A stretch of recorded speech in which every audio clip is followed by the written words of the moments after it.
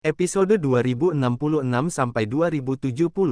Bab 2066, Kakak, tolong berhenti memukulku. Raja Kalajengking itu kuat. Meskipun ia bukan salah satu makhluk terhebat di alam semesta, ia tetaplah penguasa suatu wilayah. Fakta itu diperkuat oleh racun ekornya yang mematikan, yang dapat menjadi ancaman bahkan bagi beberapa makhluk tingkat tertinggi. Ia telah menyerbu banyak dunia dan mendatangkan malapetaka dan kehancuran, menjadi semakin kuat dan memperoleh kemampuan yang lebih istimewa dalam prosesnya. Dia jelas memiliki banyak sekali keterampilan hebat yang belum pernah digunakannya, tetapi dia malah mati begitu saja. Dia mati di dunia yang lemah, di tangan makhluk yang dia lihat sebagai makanan. Aku tidak bisa menerima ini. Otak kenari terkutuk itu menipuku. Raja Kalajengking jatuh dari langit, dipenuhi rasa tidak percaya dan penyesalan yang tak berujung. Ia telah kehilangan nyawanya saat itu juga. Putri Salju menatap Zuan dengan heran.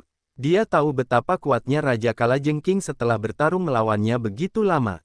Namun, dia terbunuh dalam satu pertarungan. Di sisi lain, api hantu di rongga mata Bramble Bone Dragon hampir saja keluar.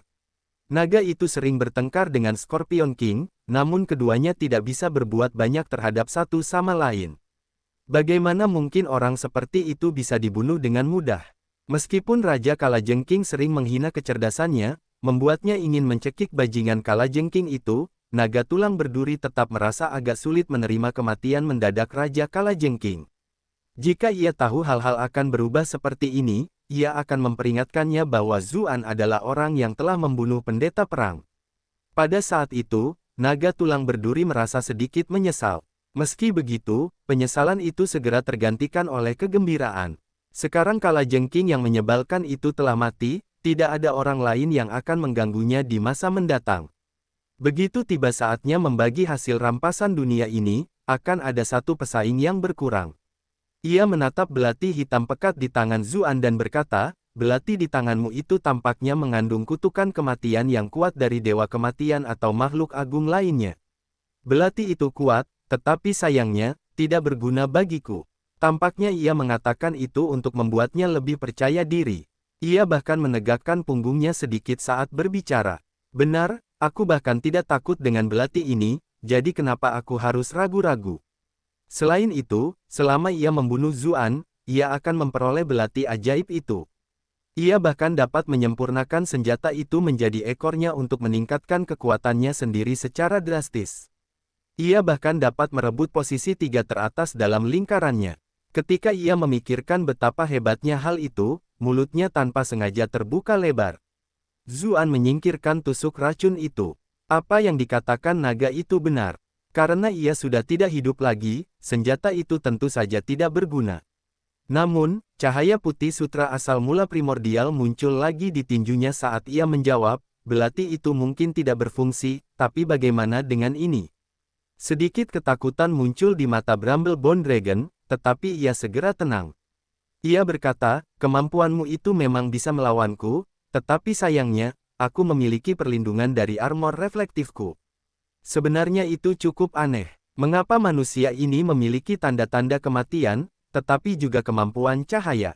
Kedua kekuatan itu selalu menjadi musuh yang ditakuti, jadi bagaimana mungkin mereka berdua berada pada orang yang sama? Tiba-tiba, ia tidak punya waktu lagi untuk memikirkan hal itu, karena tinju Zuan sudah tiba. Namun, sambil penciptanya, dia berkata, apakah kamu menggunakan kekerasan lagi? Aku akan berdiri di sini dan membiarkanmu memukulku. Tinju Zuan menghantam tubuh naga itu, tetapi naga itu tidak bergerak sama sekali. Sebaliknya, Zuan yang batuk darah berulang kali. Iklan oleh Pub Future. Sedikit kekhawatiran tampak pada ekspresi Putri Salju. Dia akan dalam bahaya jika terus seperti ini, kan? Namun, pertarungan barunya melawan Raja Kalajengking telah memicu luka-luka internalnya. Dia tidak dapat membantu meskipun dia menginginkannya. Dia hanya dapat mencoba mengumpulkan sedikit kekuatan untuk bersiap membawa Zuan pergi kapan saja. Waktu yang lama berlalu begitu saja.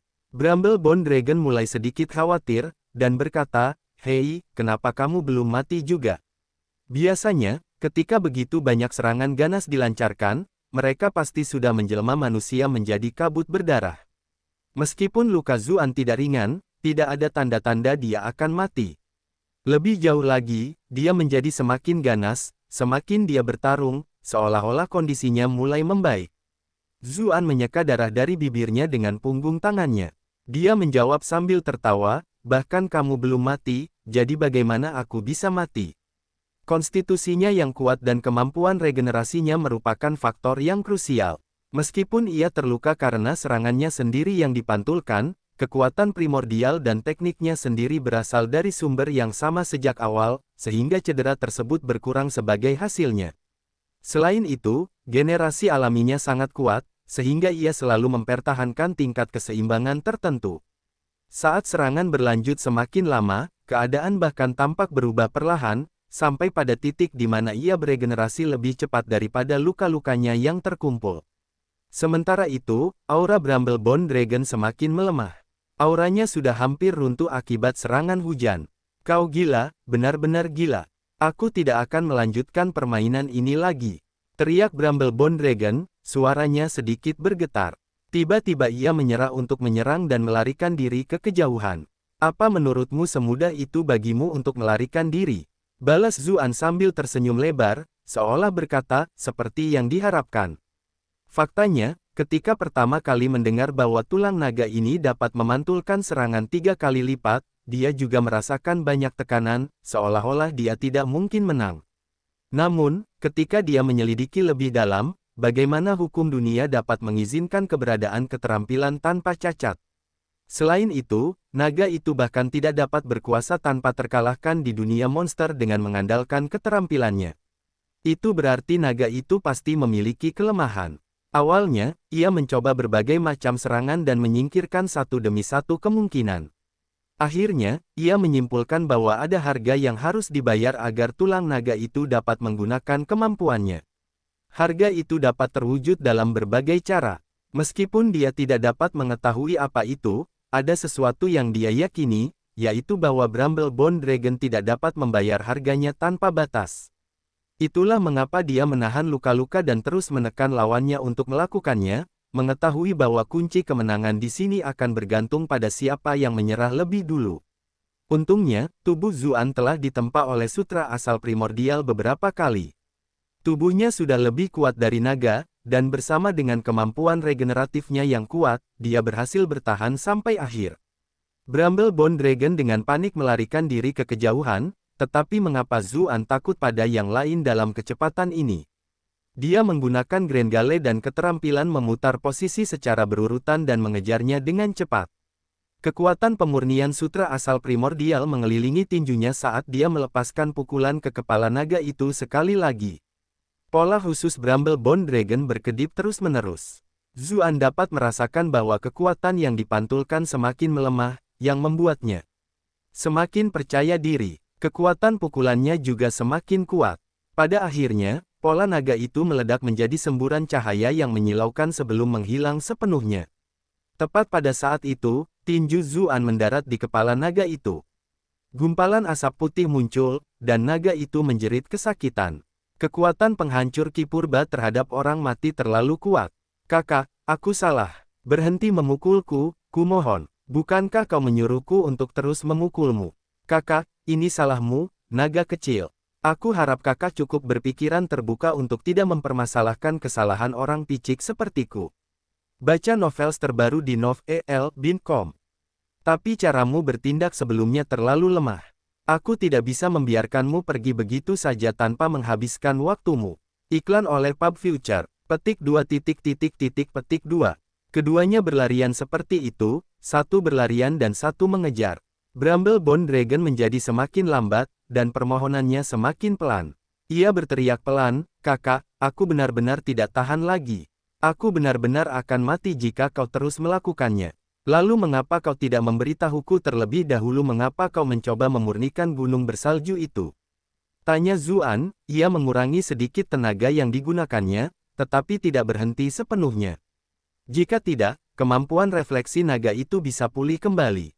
Itu karena bos berkata bahwa gunung bersalju ini adalah penghalang terakhir, dan selama kita menyempurnakannya, dia akan punya cara untuk membuka segelnya sepenuhnya. Bramble Bone Dragon buru-buru menjawab. Zuan terkejut. Ternyata invasi monster sudah sejauh ini dan mereka akan segera membuka segelnya. Dia bertanya, siapa bosmu? Bos adalah bos, jawab sang naga ragu-ragu. Wah, ia mendapat pukulan keras sebagai balasan, hampir memadamkan api hantu di rongga matanya. Ia buru-buru berkata, Snow Lady pernah melihatnya sebelumnya. Dialah yang bersinar di sekujur tubuhnya. Oh, pikir Zuan, pantas saja Putri Salju tidak bisa melihat wujud asli mereka melalui cahaya. Ia bertanya, siapa nama bosmu? Bagaimana kekuatannya jika dibandingkan dengan kekuatanmu dan kalajengking itu? Saya tidak tahu nama bosnya karena saya jarang bertemu dengannya. Semua orang memanggilnya bos dan tidak ada yang berani menyebut namanya secara langsung, kata Bramble Bone Dragon. Mengenai kekuatannya, kami tidak akan bisa menandinginya bahkan jika kami semua bekerja sama. Zuan langsung merasa putus asa. Mungkinkah kekuatan bos ini atau apalah itu telah mencapai tingkatan di mana bahkan namanya tidak dapat diucapkan. Di makam besar tempat ia bertemu Jing Teng, ada banyak makhluk kuat yang namanya bahkan tidak bisa ia ucapkan. Bahkan sekarang, ia masih memiliki kesan mendalam tentang tekanan yang mereka berikan kepadanya. Lalu, keahlian apa yang dimiliki bosmu? Zuan bertanya setelah berpikir sejenak. Apakah kau akan membiarkanku pergi jika aku memberitahumu? Tanya naga tulang Bramble saat api hantunya berputar-putar. Selama kecerdasanmu cukup berharga, aku bisa mempertimbangkan untuk membiarkanmu pergi, kata Zuan serius. Apakah kau akan bersumpah untuk itu? Tanya Bramble Bone Dragon, ia tidak benar-benar mempercayainya. Ia hanya merasa bahwa kata-kata ini terlalu ambigu. Baiklah, aku akan bersumpah, kata Zuan. Sebenarnya, dia tidak keberatan. Apapun itu, dia cukup ahli dalam hal-hal seperti permainan kata. Dia telah menjebak banyak orang dengan permainan kata di masa lalu. Ketika Bramble Bone Dragon mendengar sumpahnya, ia menghela napas lega dan bertanya, kalau begitu, tidak bisakah kau memukulku terlebih dahulu? Aku benar-benar akan dibakar sampai mati. Ki primordial memiliki kekuatan pemurnian yang sangat kuat terhadap mayat hidup. Tentu saja, itu tidak terasa begitu menyenangkan. Semakin cepat kau berbicara, semakin sedikit rasa sakit yang akan kau rasakan, kata Zuan tanpa henti. Ia tidak bisa memberi orang seperti ini waktu untuk mengatur pernafasan.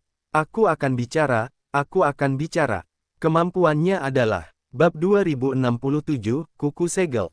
Semua yang terlihat olehnya akan.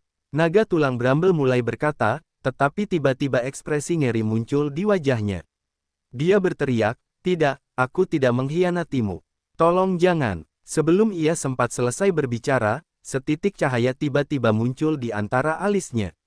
Segera setelah itu, cahaya itu menyebar ke seluruh tubuh, membuat tulang-tulangnya yang gelap menjadi terang. Sedetik kemudian, tubuhnya berubah menjadi bintik-bintik cahaya bintang yang memudar menjadi ketiadaan. Zuan terdiam. Akhirnya dia berhasil menangkap tawanan hidup, yang kecerdasannya rendah dan prinsip moralnya lemah. Dia sudah ingin mendapatkan informasi yang berguna dari mulutnya, tapi dia malah mati begitu saja. Rupanya Bramble Bone Dragon telah diberi batasan oleh bosnya sebelumnya. Selama ia melakukan sesuatu yang mengkhianati bosnya, ia akan langsung kehilangan nyawanya karena batasan tersebut di tempat tersebut. Naga itu memang kuat, namun bosnya benar-benar mampu secara misterius memasang batasan di dalam tubuhnya. Sungguh sulit untuk membayangkan seberapa kuat bosnya. Target apapun yang akan mereka lihat. Apa, jika mereka langsung mati setelah melihatnya, tidak ada gunanya bertarung sama sekali. Yu Yanluo sebetulnya memiliki keterampilan yang sama. Semua orang yang terperangkap dalam mata medusanya akan berubah menjadi batu. Namun, kemampuannya pasti memiliki batas, yaitu mereka harus memiliki level yang sama dengannya. Jika melatih target jauh melebihi miliknya, dia tidak akan dapat membuat mereka menjadi batu dan paling pucat, hanya dapat menutupi kulit mereka dengan lapisan batu. Jika dia memaksakan proses pembatuan pada lawan yang jauh lebih kuat darinya, dia akan kehilangan nyawanya sendiri dalam proses tersebut. Kekuatan monster boss itu jelas jauh lebih besar dari apapun yang bisa dibandingkan dengan Yu Yanluo. Tertangkap dalam tatapannya terdengar seperti prospek yang sangat berisiko. Sayangnya, sudah terlambat untuk memikirkan semuanya itu lebih jauh, Zuan hanya bisa kembali ke gunung bersalju untuk sementara waktu. Putri Salju baru saja menyesuaikan kondisinya sedikit, bersiap untuk pergi membantu. Ketika dia melihatnya kembali, dia tidak bisa menahan rasa terkejutnya. Dia bertanya, apakah naga tulang itu berhasil lolos? Zuan menggelengkan kepalanya dan menceritakan secara garis besar apa yang telah terjadi. Katanya, saya tidak menyangka makhluk bercahaya itu begitu licik dan memasang penghalang di tubuh naga tulang Bramble. Itu adalah sesuatu yang tidak dapat diduga oleh siapapun. Fakta bahwa kau dapat mengalahkan Raja Kalajengking dan naga tulang duri sudah cukup menakjubkan, kata Putri Salju. Alasannya tampaknya jauh lebih sederhana daripada alasan Zuan. Namun, mata Zuan berbinar. Dia segera terbang ke lembah dan menyeret keluar mayat Raja Kalajengking. Apa yang akan kau lakukan? Apakah kau akan memakannya? Si Putri Salju mengikutinya dan bertanya dengan bingung. Saat dia melihat mayat Raja Kalajengking yang jelek, dia menunjukkan ekspresi jijik. Tentu saja tidak, tapi kait ekor Kalajengking ini sangat bagus, kata Zuan sambil terkekeh sambil mencoba melepaskan ekor Kalajengking itu menggunakan pedang Qi yang terkondensasi. Namun, pedang Qi itu sebenarnya hanya meninggalkan jejak samar di permukaannya. Sepertinya pelindung tubuhnya juga bagus, kata Zuan dengan gembira. Iklan oleh Pub Future. Sebelumnya, Bramble Bone Dragon terbakar habis oleh titik cahaya misterius itu, jadi pertarungannya hampir sia-sia. Dia bahkan terluka cukup parah karenanya.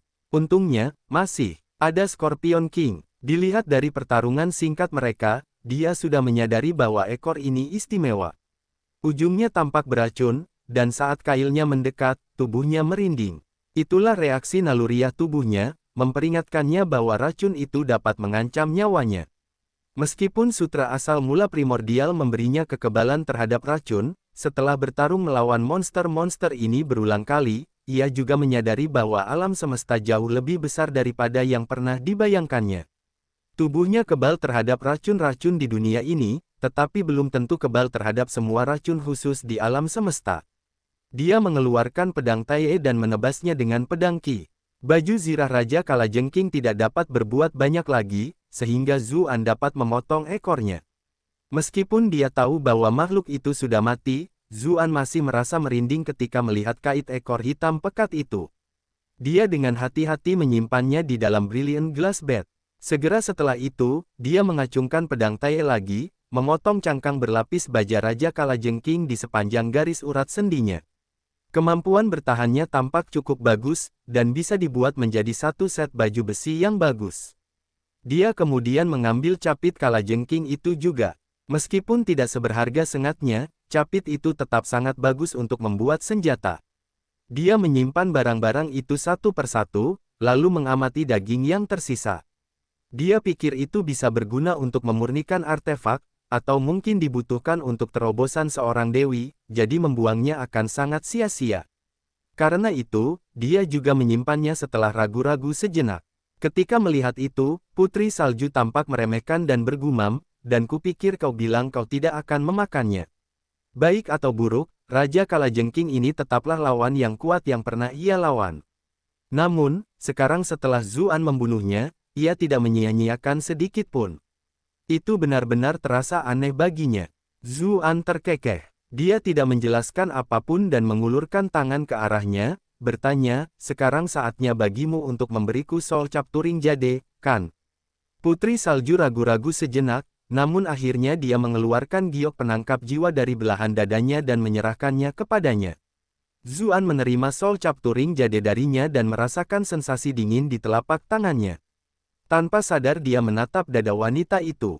Wanita salju itu menatapnya dengan dingin. Zuan terbatuk pelan dan berkata, senang berbisnis, semoga bertemu lagi. Setelah menangkupkan kedua tangannya untuk memberi salam, dia bersiap untuk pergi. Namun, Putri Salju berseru, bisakah kau membantuku dengan hal lain? Gunung bersalju itu memberitahuku bahwa ada dua orang lain yang sedang menyempurnakan puncak-puncak bersalju lainnya. Jika mereka berhasil, perubahan besar yang tak terduga mungkin akan terjadi pada gunung bersalju besar. Zuan terdiam, nampaknya tengah memikirkan sesuatu. Putri Salju menatapnya dengan tenang, tampak sedikit bingung. Mungkinkah ini adalah kegugupan yang dibicarakan manusia? Iklan oleh Pub Future. Sebelumnya kau pernah berkata bahwa selama gunung salju besar masih ada, kau tidak akan mati, kan? Tanya Zuan. Sang putri salju menyuarakan konfirmasinya. Lalu jika terjadi perubahan besar di gunung salju besar, apakah kamu juga akan berada dalam bahaya? Zuan melanjutkan. Aku tidak tahu, kata putri salju sambil menggelengkan kepalanya. Zuan terdiam. Ini terkait dengan keselamatannya sendiri, namun dia malah berbicara seolah-olah itu tidak penting. Setelah berpikir sejenak, matanya tertuju pada gunung bersalju di depannya. Dia berkata, mari kita lihat dan saksikan apa yang sebenarnya disempurnakan oleh naga tulang itu terlebih dahulu. Novel yang diperbarui di Discover di Novel.com. Entah mengapa, dia hanya merasakan keakraban dari putri salju ini. Mungkinkah itu hanya karena dia cantik? Zuan telah mempertimbangkan itu sebelumnya, tetapi tidak peduli seberapa cantiknya dia tetaplah makhluk salju. Mungkin konstitusi khususnya yang lebih unik. Meski begitu, hal itu saja tidak akan membuatnya melupakan hal-hal yang lebih penting. Dia teringat apa yang dikatakan Bramble Bone Dragon kepadanya tadi, bahwa bosnya telah memberitahu mereka untuk memurnikan 3 puncak yang berbeda, dan selama mereka melakukannya, mereka dapat menghancurkan segel itu sepenuhnya. Segel itu mungkin sama dengan yang digunakan untuk mengusir monster asing di zaman kuno. Jadi, menghentikan mereka dari memurnikan gunung-gunung bersalju ini sepenuhnya sejalan dengan apa yang perlu dia lakukan sendiri. Apakah ada yang aneh dengan gunung-gunung ini? Tanya Zuan. Tidak biasa. Si putri salju berpikir sejenak dan berkata, aku telah tinggal di wilayah pegunungan salju besar selama bertahun-tahun, tetapi aku tidak pernah merasa ada yang istimewa tentangnya. Satu-satunya hal yang mungkin sedikit istimewa adalah bahwa ketiga gunung ini adalah 3 puncak tertinggi di seluruh wilayah. Selain itu, ketinggiannya semuanya sama. Jika orang lain, mereka belum tentu bisa secara akurat menyimpulkan ketinggian ketiga gunung ini. Wanita salju dan wilayah gunung bersalju besar memiliki hubungan khusus, jadi wajar saja jika dia mengetahuinya. Zuan terdiam. Bahkan sesuatu yang khas itu tidak cukup bagi Anda untuk menganggapnya berbeda. Ia terbang lurus ke langit untuk mengamati medan di sekitarnya. Pengetahuan dari satu tetes esensi surga muncul di benaknya. Pegunungan di depannya berangsur-angsur berubah menjadi bintik-bintik dan garis-garis yang saling terhubung. Zuan tiba-tiba menyuarakan aksennya. Ia mengira puncak bersalju ini akan menjadi gunung istimewa seperti urat nadi naga, tetapi ia menemukan bahwa itu sama sekali tidak seperti itu. Sebaliknya, gunung-gunung yang lebih kecil membentuk urat nadi naga yang saling terhubung. Puncak inilah yang tampaknya telah memotongnya. Itu seperti paku yang jatuh langsung dari langit dan menusuk langsung ke urat nadi naga. Ketika dia mengikuti jejak pegunungan bersalju, dia bahkan tidak memerlukan penjelasan dari putri salju untuk menentukan perkiraan lokasi kedua puncak lainnya. Puncak ketiga jelas istimewa. Mereka seperti 3 paku penyegel yang mengunci seluruh wilayah pegunungan bersalju besar.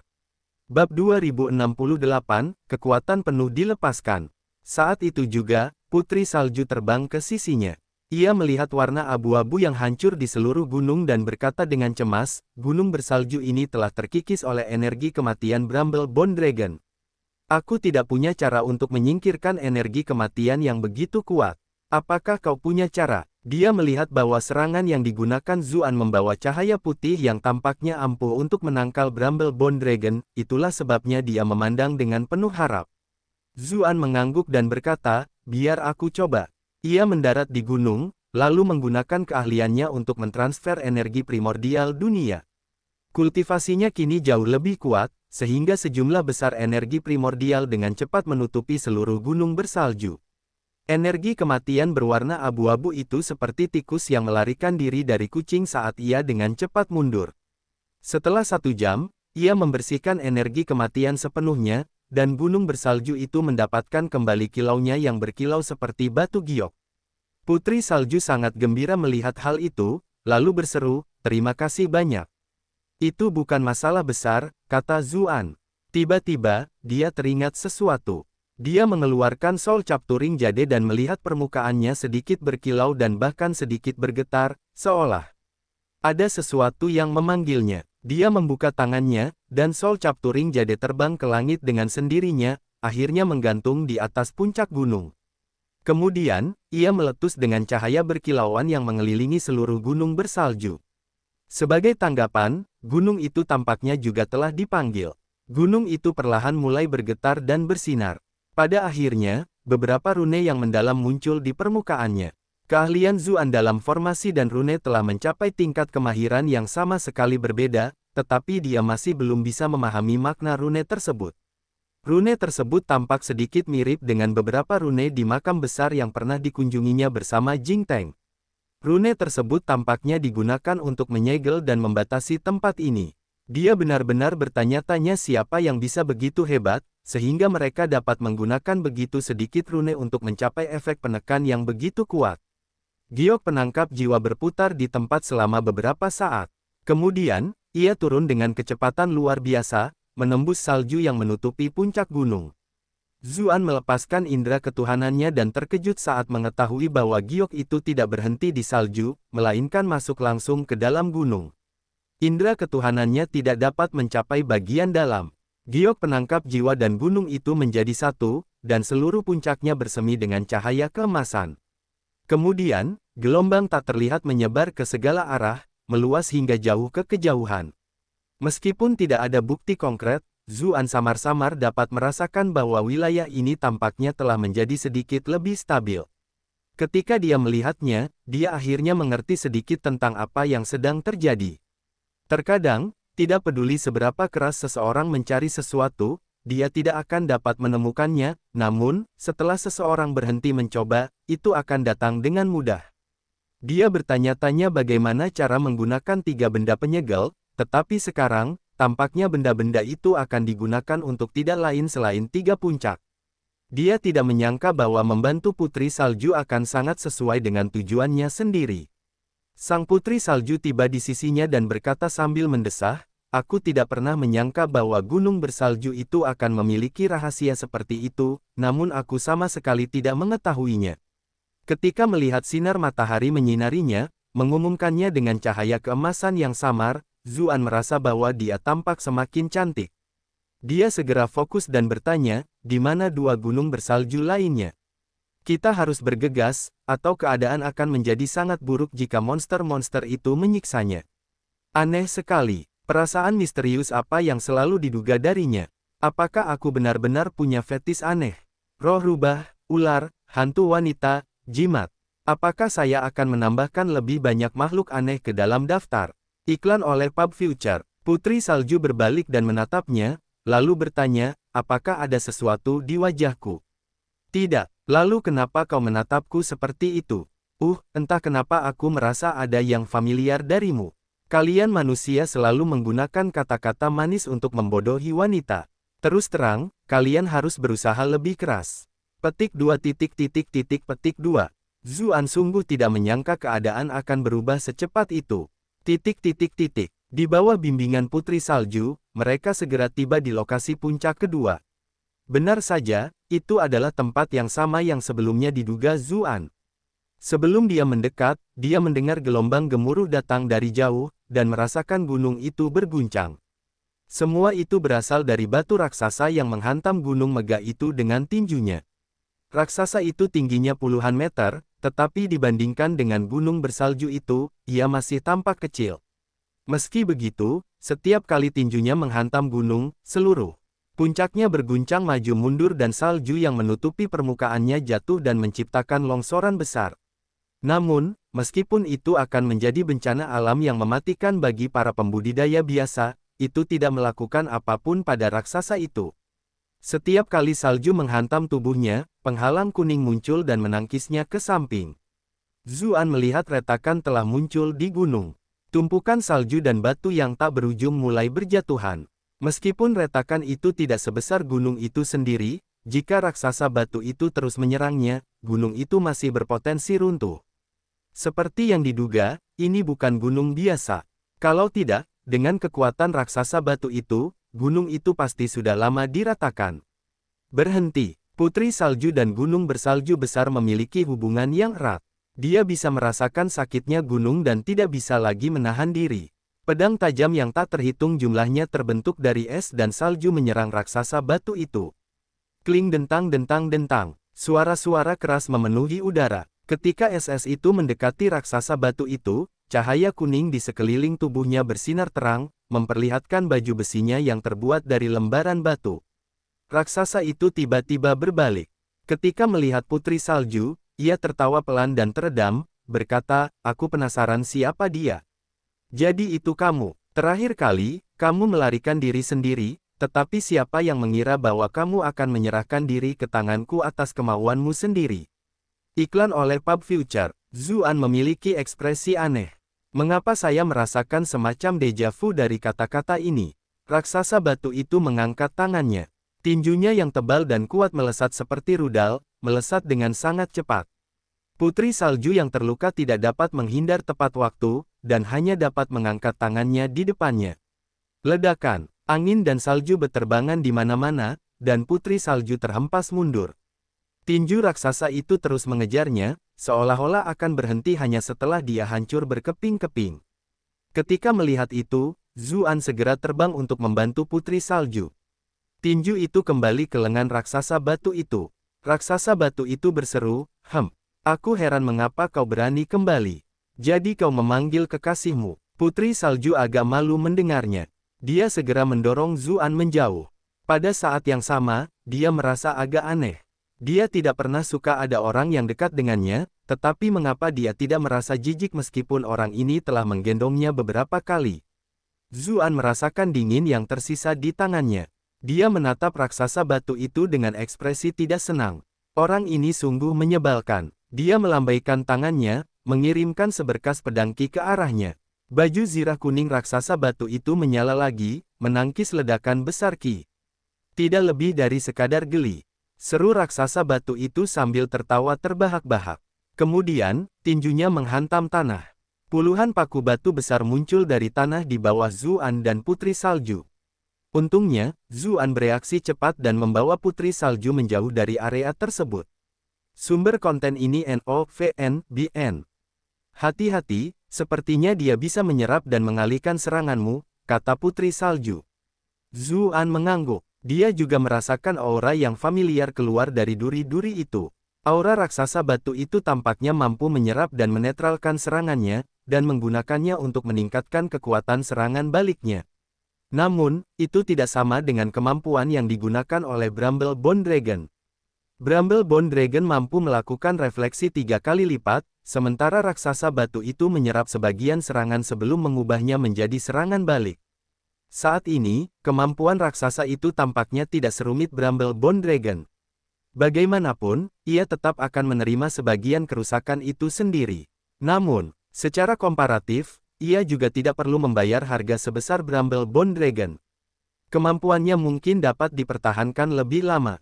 Menggelitik. Lalu bagaimana dengan sekarang? Zuan yang menyeramkan. Riak-riak emas muncul di langit, dan senjata-senjata emas yang tak terhitung jumlahnya muncul dari dalam sebelum terbang ke arah raksasa batu itu. Dia tidak perlu menahan diri seperti yang dia lakukan terhadap Bramble Bone Dragon. Dia sekarang bisa menyerang dengan segala yang dimilikinya. Tubuh batu raksasa itu cukup berat dan tajam, sehingga tidak dapat menghindari senjata yang tak terhitung jumlahnya. Baju zirah di sekelilingnya melonjak dengan cahaya untuk menghentikan serangan itu. Sayangnya, ia masih meremehkan kekuatan Zuan. Awalnya, baju zirahnya memblokir semua serangan, tetapi ketika senjata yang tak terhitung jumlahnya terus jatuh, baju zirah itu mulai retak. Pada akhirnya, ia tidak dapat bertahan lagi dan hancur total. Raksasa itu meraung marah dan mengacungkan tinjunya ke arah senjata-senjata itu, tetapi berapa banyak hujan pedang yang dapat ditangkisnya. Tubuhnya hancur berkeping-keping, menyebarkan batu-batu yang pecah ke tanah.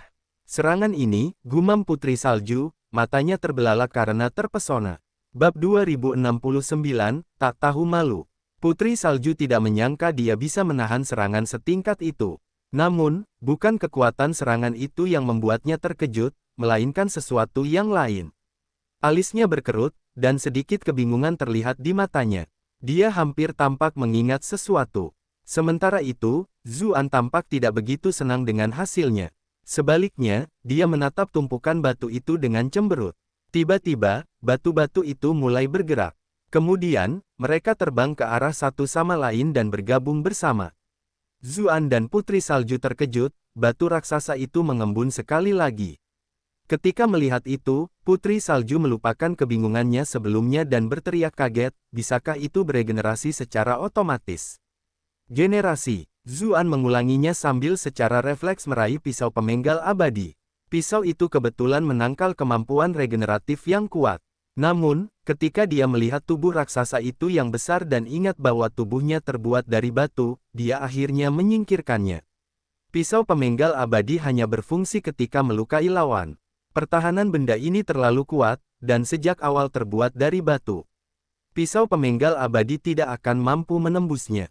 Aku tidak pernah menyangka orang mesum sepertimu memiliki kemampuan seperti ini.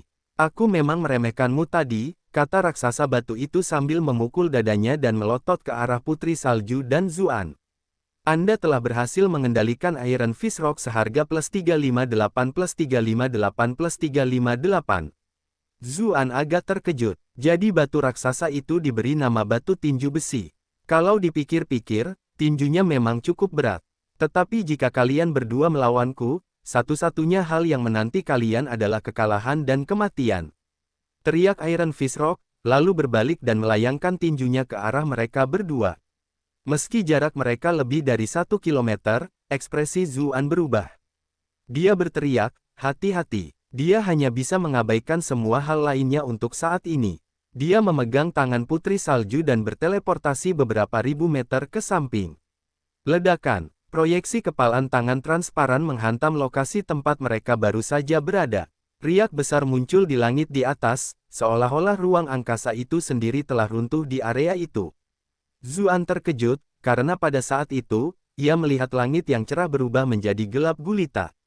Ia bahkan melihat bintik-bintik cahaya bintang di kegelapan. Tinju orang ini bahkan menghancurkan ruang angkasa itu sendiri. Tidak heran jika disebut Iron Fist Rock.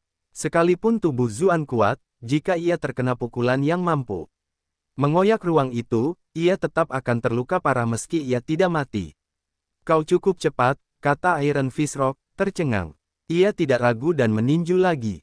Setelah melihat apa yang baru saja terjadi, tidak mungkin Zuan akan menerima serangan itu secara langsung. Dia segera pindah ke posisi lain. Bab baru di novel.com. Iron Fist Rock menyerang lagi, tetapi terlalu lambat dan beberapa kali meleset. Ia begitu marah hingga berteriak, dasar tikus sialan. Kalau kau punya kemampuan, berhentilah berlari dan bertarunglah denganku.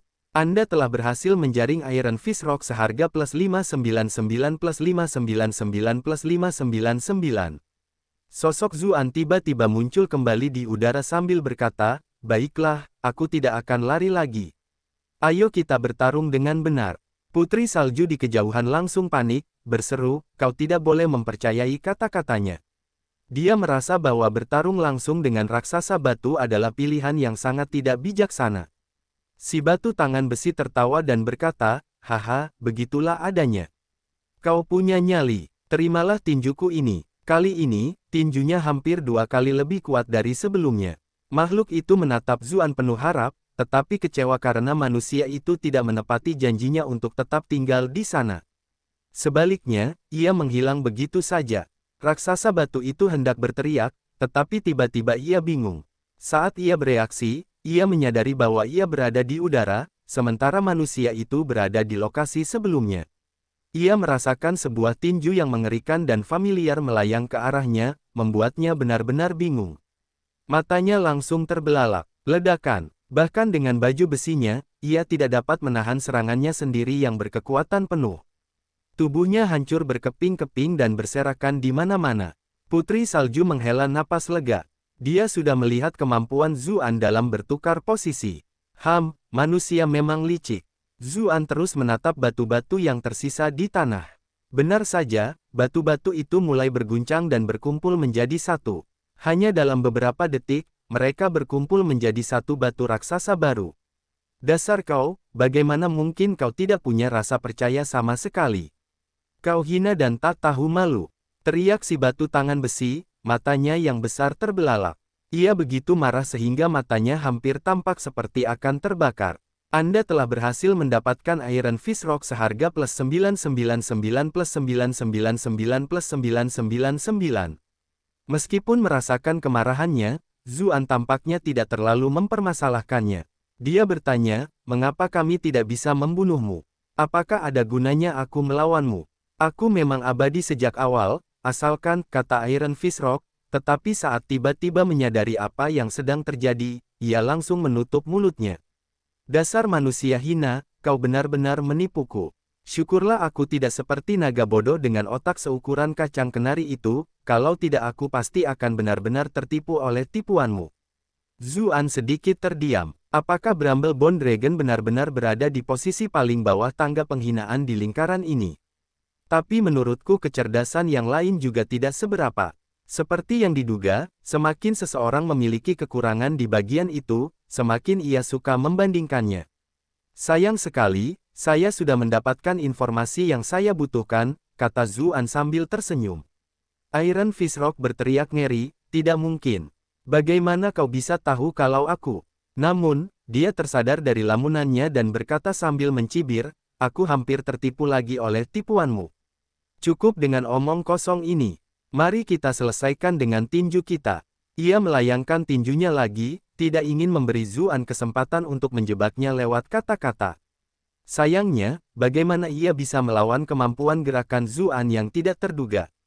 Dia hanya bisa menyaksikan saat dia dengan santai menghindari serangan itu dan berkata, ada sebuah cerita dari kampung halamanku yang menceritakan tentang seorang raksasa yang sangat kuat, dan bahkan dikatakan bahwa ibunya adalah bumi. Selama ia terhubung dengan tanah, ia akan memiliki kekuatan yang tak terbatas dan tidak akan pernah bisa dikalahkan. Itulah mengapa dia tidak pernah kalah dalam pertarungan. Namun, akhirnya, ada seorang pria kuat yang mengetahui kelemahannya. Ketika keduanya bertarung, ia menemukan peluang untuk mengangkat raksasa itu ke udara, mencegahnya tetap berada di tanah. Begitu ia kehilangan sumber kekuatannya, raksasa itu menjadi lemah, dan kemudian mati kelaparan oleh orang kuat itu. Ketika cerita pertama dimulai, Iron Fist Rock tampaknya tidak terlalu mempermasalahkannya, tetapi ekspresinya tiba-tiba berubah ketika mendengar akhir cerita. Dengan raungan yang keras, ia melepaskan lebih dari selusin pukulan secara berurutan untuk membuat area yang luas runtuh. Segera setelah itu, ia berbalik dan berlari. Meskipun kecepatannya tidak terlalu tinggi, ia tetap kuat, sehingga ia hanya menjadi kabur di kejauhan. Zuan menghindari ruang yang runtuh. Dia berteriak dan berkata, aku tidak menyangka tebakanku benar. Dia mengeluarkan busur pembunuh matahari dan memasang anak panah. Sebuah komet cemerlang melesat di udara dan menghantam batu tinju besi di bagian tengah punggungnya. Tubuhnya meledak di tempat itu. Putri Salju tidak perlu Zuan mengatakan apapun, dan tahu persis apa yang harus dilakukan. Badai salju besar muncul dari tanah, mengambil bebatuan yang berserakan dan melemparkannya ke udara sehingga tidak bisa mendarat. Namun, itu bukan sekadar serangan sederhana. Setiap kepingan salju, seperti bilah pisau yang paling tajam, diubah menjadi penggiling yang sangat besar. Segera setelah itu, bebatuan di langit hancur menjadi bubuk, dan kemudian terlempar ke stratosfer. Seperti yang diduga, batu tangan besi tidak dapat diregenerasi. Sang putri salju mendarat di sisi Zuan dan bertanya dengan sedikit rasa ingin tahu, bagaimana kau tahu bahwa ia perlu menyentuh tanah untuk beregenerasi? Zuan tertawa dan berkata, tidak mungkin ada makhluk abadi di dunia ini. Jadi, kemampuannya pasti punya kelemahan. Ketika kita bertarung sebelumnya, aku memastikan untuk menghancurkannya berkeping-keping di udara, tetapi ia tidak langsung beregenerasi di udara, hanya melakukannya setelah ia mendarat di tanah lagi. Saat itulah saya mengembangkan firasat ini. Tentu saja, itu hanya tebakan. Saya hanya mencoba menakut-nakutinya dengan cerita acak dan tidak menyangka dia akan kehilangan ketenangannya begitu cepat. Itu membuktikan tebakan saya benar. Putri Salju terdiam. Setelah beberapa saat barulah ia bertanya, apakah semua manusia sama liciknya sepertimu? Ayolah, kamu salah bicara. Ini namanya pintar, dan menurutku tidak banyak orang yang menyia-nyiakan dan mengikutiku, jawab Zuan. Putri Salju menatapnya lama sebelum berkata, kau benar-benar tidak tahu malu. Zuan terdiam. Dia melambat dan mengganti topik pembicaraan, berkata, yang terakhir adalah bos mereka. Lukamu terlalu serius, jadi menurutku sebaiknya aku pergi sendiri. Dia hanya punya firasat buruk tentang makhluk bercahaya itu. Apa sebenarnya kemampuannya? Bab 2070, Bos Bercahaya. Kita sudah membahas topik ini sebelumnya, dan jawabanku tetap tidak, kata Putri Salju sambil memiringkan kepalanya sedikit untuk menatapnya. Apakah kalian semua manusia sesensitif ini? Zuan terdiam. Dia benar-benar tidak bisa berkata apa-apa lagi saat ini. Dalam pertempuran sebelumnya, meskipun Putri Salju terluka, dia tidak sepenuhnya kehilangan kekuatan bertarungnya. Kemudian, batu tinju besi terbunuh dengan bantuannya. Karena itu, dia tidak mencoba meyakinkannya lebih jauh, dan malah mengeluarkan pedang awan langit dan cermin 9 kaki. Dia tidak tahu mana dari kedua benda itu yang akan digunakan untuk segel gunung berikutnya. Untungnya, gunung itu bereaksi segera setelah dia mengeluarkannya. Cermin 9 kaki di tangannya menyala. Kemudian, cermin itu dibawa pergi seolah-olah oleh sepasang tangan tak terlihat dan langsung dibawa ke gunung. Cahaya hangat tercurah keluar dari cermin 9 kaki dan mengelilingi seluruh puncak. Karena gunung itu terus-menerus dibombardir oleh serangan batu tinju besi, sudah ada retakan besar dan lubang runtuh di permukaannya, tetapi setelah cahaya menyinarinya, retakan itu benar-benar tertutup dengan kecepatan yang terlihat. Garis demi garis cahaya muncul di antara retakan, dan kekuatan tak terlihat memperbaikinya. Saat retakan terakhir mulai menutup, cermin 9 kaki terbang ke arahnya dan memasuki gunung seperti halnya giok penangkap jiwa. Seluruh gunung itu bersinar dengan rune yang dalam. Sama seperti gunung sebelumnya, seluruh tempat itu tampak membawa udara suci. Zuan dengan tajam merasakan fluktuasi tak terlihat menyebar. Putri Salju berkata, aku agak gelisah akhir-akhir ini, tapi sekarang, aku merasa jauh lebih tenang. Zuan menatapnya. Wanita ini sebenarnya bukan perwujudan dari Great Snowy Mountains, bukan. Setelah selesai dengan dua gunung itu, Zuan tidak menunda lagi. Ia berangkat menuju gunung ketiga bersama Putri Salju. Di tengah perjalanan, ia bertanya dengan ragu-ragu, apakah kau masih ingat saat kau datang ke gunung bersalju ini? Si Putri Salju menggelengkan kepalanya dan berkata, aku hanya ingat bahwa itu sudah sangat lama sekali, tetapi aku tidak ingat lagi kapan tepatnya itu terjadi. Sebenarnya, bagi makhluk sepertiku yang telah hidup sangat lama, waktu itu sendiri sudah kehilangan banyak makna. Zuan terdiam. Apakah wanita ini pamer? Apakah dia tahu berapa banyak orang yang kehilangan akal dan menyerahkan segalanya demi keabadian, tetapi akhirnya tidak mendapatkan apapun? Namun, makhluk-makhluk yang sebenarnya abadi ini tidak menganggapnya sesuatu yang istimewa. Iklan oleh Pub Future. Lalu, apakah kalian ada di sini sebelum pegunungan bersalju besar terbentuk, atau kalian baru muncul setelah pegunungan bersalju besar terbentuk? Atau, apakah kalian berdua muncul pada saat yang sama? Tanya Zuan, mencoba mencari tahu asal-usul Putri Salju. Sang Putri Salju tampaknya tidak menyadari hal itu dan secara naluriah menjawab, seharusnya pegunungan bersalju besar yang datang lebih dulu, lalu aku setelahnya. Harusnya, Zuan mengulanginya dengan tercengang. Bukankah sudah kukatakan padamu bahwa aku tidak bisa mengingat banyak kejadian di masa lalu lagi? Si Putri Salju memegangi kepalanya sambil berbicara, seolah-olah dia sedang menahan sedikit rasa sakit. Kalau begitu, jangan pikirkan itu lagi, kata Zuan buru-buru.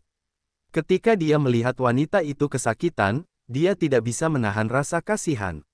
Namun, dia segera tertawa mengejek dirinya sendiri. Dia hanya menghargai orang-orang ketika mereka cantik.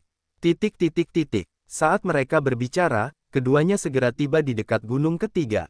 Keduanya menyipitkan mata, karena cahayanya terlalu menyilaukan.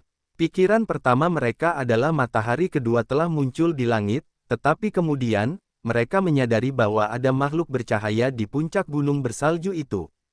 Cahaya yang dilepaskannya bahkan lebih menyilaukan daripada matahari sungguhan. Bagaimanapun, posisi pegunungan bersalju besar itu istimewa, jadi matahari di sini tidak begitu terang. Fakta bahwa kalian berdua ada di sini berarti orang-orang bodoh itu sudah terbunuh, kata bola bercahaya itu. Zuan membawa Putri Salju ke balik bukit dan berkata, Yang Mulia tampaknya tidak terkejut. Sebelumnya, naga tulang bramble itu menyebutkan bahwa selama Anda terlihat oleh makhluk bercahaya ini, sesuatu akan terjadi. Meskipun dia tidak tahu apa yang akan terjadi, itu jelas bukan hal yang baik. Karena itu, dia tetap waspada agar tidak dimanfaatkan.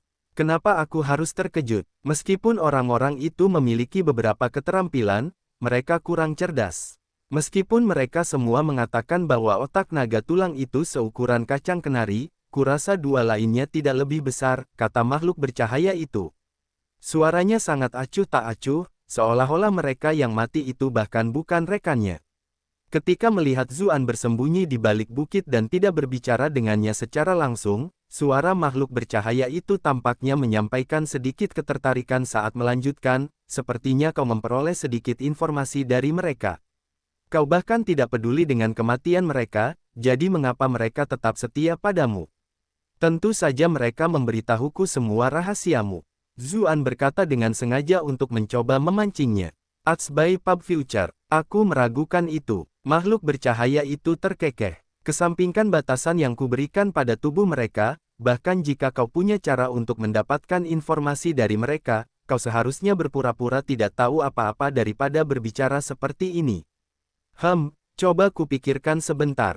Kau mungkin tahu sedikit, tapi tidak semuanya, jadi kau sengaja mencoba merasakan situasinya.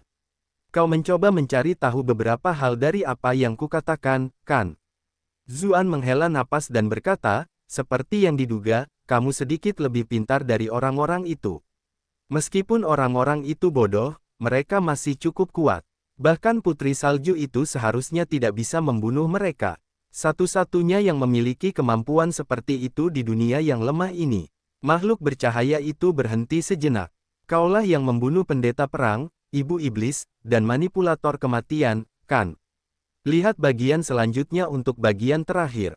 Zuan sedikit terkejut. Ia berkata, sekarang bahkan aku sedikit menghormatimu. Kau benar-benar menyusun banyak hal hanya dari sedikit informasi.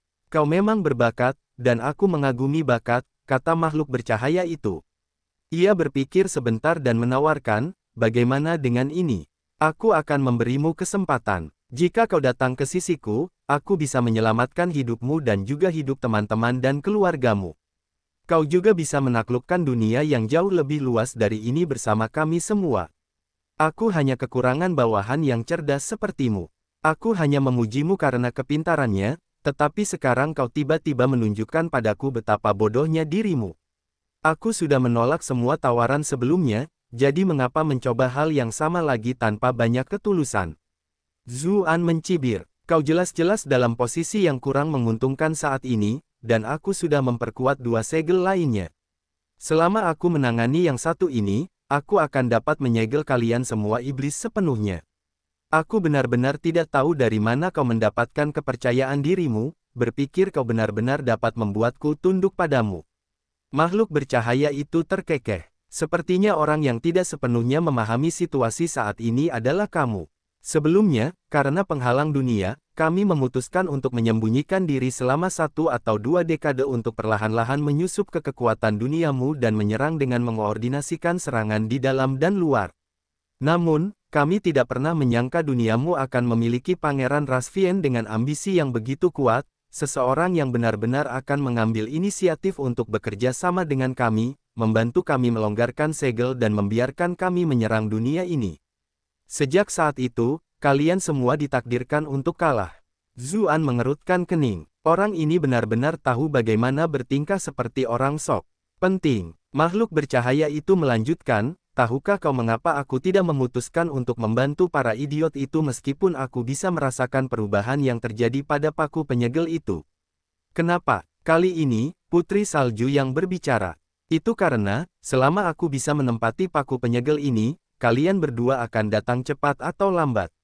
Setelah aku berurusan dengan kalian berdua, aku bisa memperbaiki 2 paku penyegel lainnya, jadi bukankah semuanya akan sama saja? Sementara itu, jika aku pergi dan kalian berdua kebetulan datang ke sini, bukankah aku akan dibujuk seperti orang bodoh? Kata makhluk bercahaya itu dengan tenang.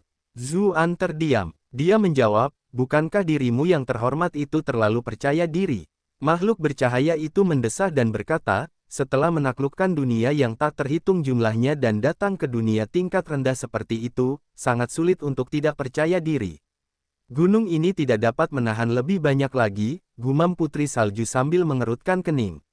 Dia dapat dengan jelas merasakan erangan gunung. Dia tidak dapat menahan diri lagi. Dengan lambaian lengan bajunya, badai salju yang ganas menyapu dari dasar gunung hingga ke puncak. Tiba-tiba, seberkas cahaya muncul di puncak gunung.